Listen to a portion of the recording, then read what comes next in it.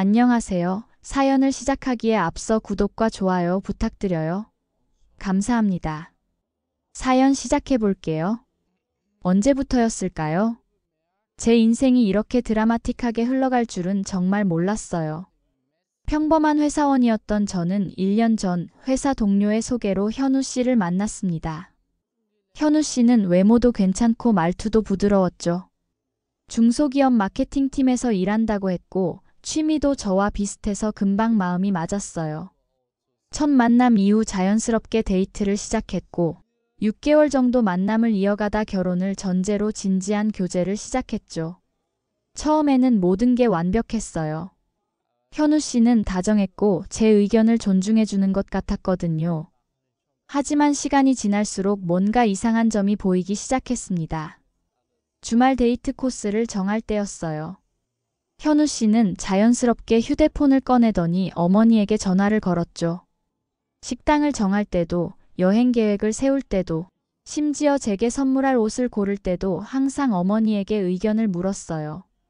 한 번은 제가 추천한 맛집이 있었는데 현우 씨는 엄마가 저 식당은 위생이 안 좋다고 하던데라며 거절했죠. 또 제 생일 선물로 목걸이를 사줬는데 나중에 알고 보니 어머니가 직접 고른 거였어요. 처음에는 그냥 넘어갔지만 점점 불편해지기 시작했어요. 자기 생각은 없는 건지 30대 성인 남성이 모든 결정을 어머니에게 물어보는 모습이 답답했거든요. 한 번은 제가 현우 씨는 본인 생각은 없어요? 라고 물었더니 엄마가 항상 날 위해 최선의 결정을 해주셨어요. 엄마만큼 날 잘 아는 사람은 없어요 라고 대답하더군요. 그 말을 들었을 때 조금 걱정됐지만 다른 면에서는 좋은 사람이라 생각해서 결혼을 결심했죠. 현우 씨는 어머니와 단둘이 살고 있었어요. 아버지는 일찍 돌아가셨다고 했죠. 그래서인지 어머니와 현우 씨는 유독 가까웠어요. 현우 씨는 어머니를 세상에서 가장 소중한 존재로 여기고 어머니 역시 아들에게 모든 정성을 쏟는 것 같았죠. 처음에는 그런 모습이 효심 깊고 따뜻하다고 생각했어요. 하지만 시간이 지날수록 그들의 관계가 일반적인 모자 관계를 넘어서는 것 같다는 생각이 들었어요. 특히 결정적이었던 건 결혼을 이야기하면서부터였어요. 현우 씨는 결혼 후에도 어머니와 같이 살고 싶다고 했죠. 저는 신혼부부니까 따로 사는 게 좋겠다고 했는데 현우 씨는 완강하게 거부했어요. 엄마가 외로워하실 거예요. 엄마는 내가 없으면 못 살아요. 그때부터 심각하게 고민하기 시작했죠. 그래도 현우 씨 자체는 나쁜 사람이 아니었고 저를 진심으로 좋아하는 것 같아서 상견례를 하기로 했어요. 혹시 상견례를 하면 현우 씨 어머니도 저를 좋게 봐주실지도 모른다고 생각했거든요. 상견례 날이 다가왔어요. 하지만 상견례 장소부터 심상치 않았어요. 현우 씨 어머니가 고집해서 강남의 비싼 한정식 집으로 정해졌거든요. 상견례 날 테이블에 앉자마자 팽팽한 긴장감이 흘렀어요. 현우 씨 어머니는 화려한 주얼리와 명품 가방을 자랑스럽게 들고 오셨고 말투부터 거만했어요. 대화 내내 현우 씨는 어머니의 눈치만 살폈고 저희 부모님에게보다는 어머니에게 더 신경 쓰는 모습이 눈에 띄었어요. 아이고 멀리서 오시느라 힘드셨죠? 저희는 집이 강남이라. 저희 집이 강북이라는 걸 어떻게 아셨는지 은근히 지역 감정을 건드리는 말씀을 하셨어요. 아버지께서는 그저 미소로 넘기셨지만 어머니의 표정이 살짝 굳어지는 걸 놓치지 않았죠. 현우 씨 어머님은 상견례 내내 자신의 아들 자랑과 자신이 운영하는 회사 자랑을 빼놓지 않으셨어요. 무역회사를 운영한다고 하시면서도 마치 대기업인 것처럼 과장해서 말씀하시더라고요. 그러면서도 은근히 우리 집안을 깎아내리는 듯한 말씀을 여러 번 하셨죠. 유진 씨는 어느 대학 나오셨어요? 아, 그 학교요. 우리 현우는 서울대 경영학과 나왔거든요. 사실 제가 다녔던 학교도 나쁘지 않은 대학이었는데 마치 제가 별로인 학교를 나온 것처럼 말씀하시는 게 불편했어요. 또한 제 직업에 대해서도 그냥 평범한 회사원이시네요. 라고 하시면서 별로 대단하지 않다는 듯한 표정을 지으셨죠. 상견례는 그렇게 어색한 분위기 속에서 끝났어요. 결정적인 합의 없이 흐지부지 마무리되었죠. 돌아오는 차 안에서 엄마께서 한마디 하셨어요. 유진아, 정말 그 사람이 맞니? 당시에는 그저 첫 만남이라 어색했을 뿐이라고 생각했어요. 하지만 그게 시작이었습니다. 상견례 이후 며칠이 지났을 때 엄마께 전화가 왔어요. 현우 씨 어머니가 엄마를 회사로 부르셨다고 했죠. 무슨 일인지 이상했지만 엄마는 우선 연락을 받았으니 예의상 가는 게 맞다며 가보겠다고 하셨어요. 다음 날 엄마는 현우 씨 어머니의 회사를 방문하셨어요. 작지만 깔끔한 사무실이었다고 해요. 회사 분위기는 조용했대요. 현우 씨 어머니는 엄마를 자신의 사무실로 안내했죠. 오늘 이렇게 불러서 죄송해요. 사실 드릴 말씀이 있어서요. 엄마는 무슨 말씀을 하실지 예상하지 못하셨대요. 그런데 현우 씨 어머니의 다음 말에 충격을 받으셨죠. 보시다시피 저희 집안은 살만합니다. 제 아들 앞길 막지 마시고 파혼시키시죠. 엄마는 순간 귀를 의심하셨대요. 무슨 말도 안 되는 소리를 하는 건지, 무슨 말씀이신지. 그날 보니 따님이 그저 평범한 회사원이더군요. 우리 현우는 앞으로 큰일을 할 아이인데 좀 더 배경이 있는 신부감이 필요해요. 물론 따님이 나쁘다는 건 아니에요. 그저 어울리지 않을 뿐이죠. 엄마는 너무 어이가 없으셨대요. 평생 이런 모욕적인 말을 들어본 적이 없으셨거든요. 엄마는 자리에서 일어나 나가려고 하셨죠. 더 이상 할 말이 없네요. 이만 가보겠습니다. 그때였어요. 사무실 문이 열리며 한 여직원이 들어왔죠. 어머, 사모님. 어쩐 일이세요? 이번 계약도 너무 감사드려요. 그 직원은 어머니를 보자마자 반갑게 인사했대요. 현우 씨 어머니 당황한 표정으로 직원을 쳐다봤죠. 뭐라고? 이분을 어떻게 아는 거죠? 직원은 의아한 표정으로 대답했어요. 대표님, 이분이 이번 저희 거래처 대표님 사모님이세요. 이번에 저희 회사 살려주신 그 거래처요. 현우 씨 어머니의 얼굴이 하얗게 변했어요. 엄마의 표정도 복잡했겠죠. 사실 아버지는 무역 중견기업의 대표셨고 최근에 현우 씨 어머니의 작은 무역회사와 거래 계약을 맺으셨던 거예요. 그것도 어려운 상황에 있는 그 회사를 돕기 위해 특별히 결정하신 계약이었대요. 현우 씨 어머니는 말을 잇지 못했어요. 그제서야 상황을 파악하신 거죠.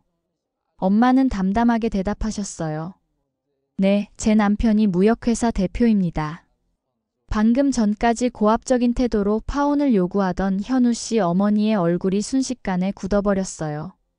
직원은 상황을 눈치채고 황급히 사무실을 나갔죠. 현우 씨 어머니는 당황한 기색이 역력했어요. 아, 그러셨군요. 제가 잘못 알고 있었네요. 죄송합니다. 방금 전 이야기는 제 실수였어요. 잊어주세요. 엄마는 냉정하게 대답하셨대요. 됐습니다. 말은 주워 담을 수도 없고요. 그럼 파혼하는 걸로 알고 이만 가겠습니다. 엄마는 그대로 회사를 나오셨고 집에 돌아와 모든 이야기를 들려주셨어요. 저는 충격을 받았죠. 현우 씨가 그런 어머니 밑에서 자랐다는 것, 그리고 그런 어머니의 말에 절대적으로 복종하는 사람이라는 것을 생각하니 갑자기 모든 게 이해되더라고요. 그날 저녁 현우 씨에게서 전화가 왔어요. 유진 씨, 오늘 우리 엄마가 뭐라고 했는지 알아요? 알아요.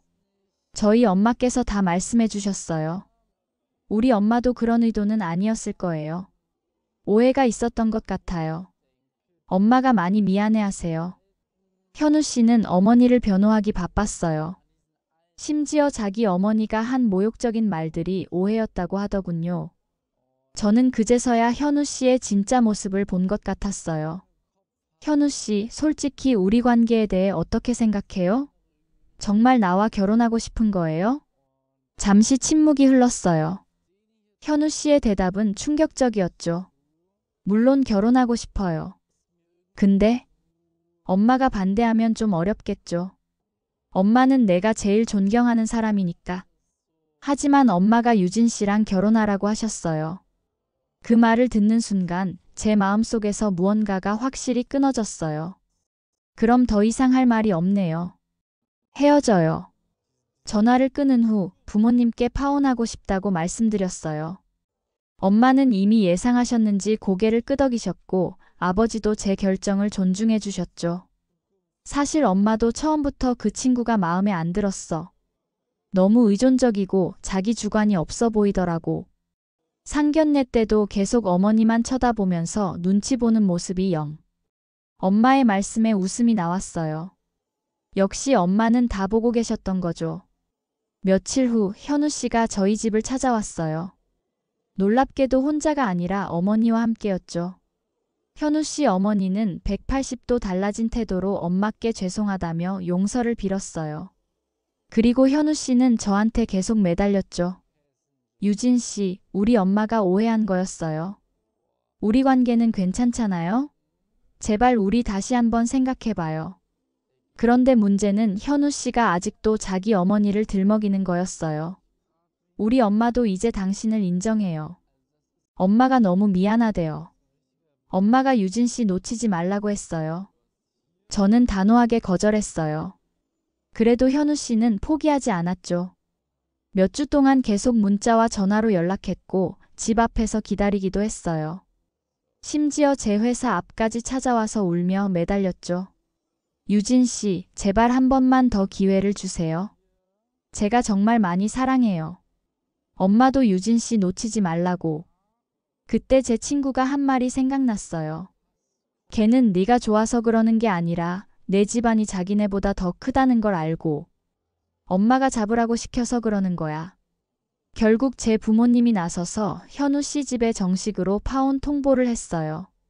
이제 와서 생각해보면 그동안 현우 씨가 어머니한테 의존하는 성향이 얼마나 심각했는지 알겠더라고요. 우리가 데이트할 때도 현우 씨는 자주 어머니에게 전화해서 어디 있는지, 누구랑 있는지 보고했어요. 처음에는 그저 효자구나 싶었는데 나중에 보니 그건 어머니가 시키는 일이었던 거예요. 제가 싫은 내색을 하면 엄마가 걱정하시니까 그렇지라며 웃어넘겼죠. 또 현우 씨는 종종 중요한 결정을 앞두고 엄마한테 물어봐야 해요 라고 했어요. 여행 계획을 세울 때도, 집을 구할 때도, 심지어 직장을 옮길 때도 어머니의 의견이 가장 중요했죠. 한 번은 제가 왜 어머님 의견이 그렇게 중요해요? 라고 물었더니 엄마는 항상 내게 맞는 선택을 해주셨어요. 엄마는 내 인생의 방향을 정해주시는 분이에요 라고 대답하더군요. 엄마는 제게 이런 말씀을 하셨어요. 사실 상견례 때부터 느꼈어. 그 어머니는 아들을 자기 소유물처럼 여기는 것 같더라. 그런 어머니 밑에서 자란 아들은 평생 독립하지 못할 거야. 그 말이 정확히 맞았어요. 현우 씨는 어머니의 인형이나 다름없었죠. 어머니가 원하는 대로 움직이고 어머니가 원하는 대로 생각하는, 그리고 어머니가 인정하는 사람만 만날 수 있는 사람이었어요. 파혼 이후에도 현우 씨의 행동은 계속됐어요. 여러 번 찾아와서 울며 매달렸고 심지어 제 친구들에게도 연락해서 도움을 청했죠. 하지만 그 모든 행동의 뒤에는 현우 씨 어머니의 지시가 있었어요. 몇 개월이 지난 지금 저는 완전히 새로운 시작을 하고 있어요. 현우 씨와의 관계에서 벗어나니 오히려 마음이 가볍고 자유로워졌죠. 저는 제 삶의 주인이 되어 스스로 결정하고 책임지는 법을 알게 되었어요. 가끔 친구들이 물어봐요. 너 정말 후회 안 해? 그래도 그 사람 조건은 좋았잖아. 그럴 때마다 웃으며 대답해요. 조건보다 중요한 건 사람이야. 그리고 난 지금 훨씬 더 행복해. 그리고 그건 정말 진심이에요. 제 인생의 주인은 저 자신이니까요. 사실 이 일을 겪은 후로 저는 많은 것을 깨달았어요. 결혼은 단순히 두 사람의 결합이 아니라 두 가족의 결합이기도 하다는 것. 그리고 배우자를 고를 때는 그 사람뿐만 아니라 그 사람의 가족 관계도 중요하게 봐야 한다는 것을요. 그리고 무엇보다도 자신의 가치를 깎아내리는 사람들 앞에서도 당당할 수 있는 용기가 필요하다는 것을 배웠어요. 우리 엄마처럼요. 엄마는 그날 그 사무실에서 당당하게 맞서셨고 저에게도 그런 강인함을 물려주셨어요. 지금 저는 새로운 사람을 만나고 있어요. 그는 자기 주관이 확실하고 무엇보다 저를 있는 그대로 존중해주는 사람이죠. 그의 가족들도 정말 따뜻하고 개방적이에요. 처음 그의 부모님을 뵈었을 때 그들은 저를 진심으로 환영해 주셨고, 우리 아들이 좋은 사람을 만났네요 라며 웃어주셨어요. 가끔 과거를 돌아보면 그 사건은 정말 큰 전환점이었다는 생각이 들어요. 때로는 인생에서 가장 당혹스러운 순간이 나중에 보면 가장 큰 축복이 되기도 하는 것 같아요. 예비 시어머니의 그 모욕적인 제안과 직원의 우연한 등장이 없었다면 저는 아마도 평생 불행한 결혼 생활을 했을지도 모르죠. 이제는 그때 일을 생각해도 웃을 수 있어요. 그리고 그 경험이 저를 더 강하고 현명하게 만들어 주었다는 것에 감사해요. 저의 이야기가 혹시 비슷한 상황에 처한 누군가에게 작은 용기가 되길 바라요. 때로는 아니오라고 말하는 것이 가장 큰 자기 사랑의 표현일 수 있으니까요. 제 긴 이야기를 끝까지 들어주셔서 감사합니다. 구독과 좋아요, 알림 설정까지 잊지 마세요.